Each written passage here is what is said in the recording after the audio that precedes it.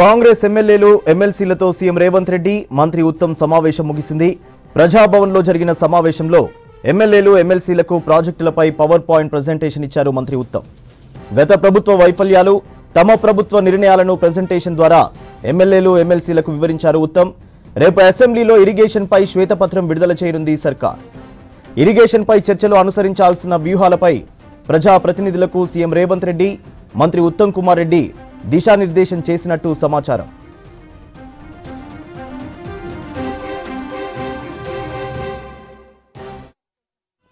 తద్వారా మాకు అర్థమైంది ఏంటంటే కేసీఆర్ హయాంలో జరిగినంత అన్యాయం గత ఆంధ్రప్రదేశ్ హయాంలో కూడా జరగలేదు.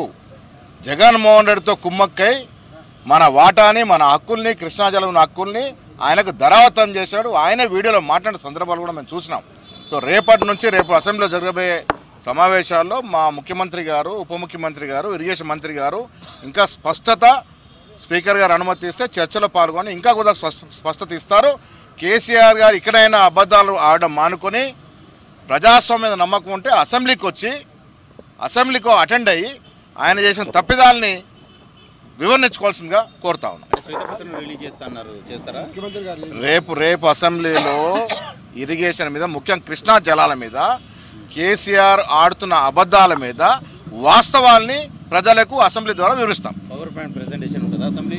లేదు, వాస్తవం ఇవాళ పవర్ పాయింట్ ప్రెజెంటేషన్లో మాకున్నటువంటి అనుమానం తొలగిపోయినాయి.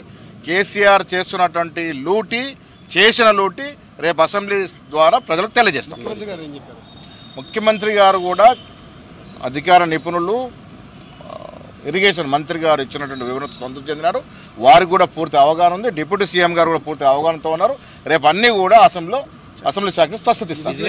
జరిగిన ఈ అవినీతి అక్రమాల మీద తీసుకెళ్లాలని అనుకుంటున్నారు కదా, ఈ పార్లమెంట్ ఎన్నికలు దృష్టిలో పెట్టుకొని పార్లమెంట్ ఎన్నికలకి నిమిత్తం లేకుండా తెలంగాణ ఆకాంక్షలకు విరుద్ధంగా, తెలంగాణ పౌరుల కళలకు విరుద్ధంగా ప్రాజెక్టుల పేరిట లక్షల కోట్ల రూపాయలని ప్రజాధనాన్ని కేసీఆర్ గారు లూటు చేశారు.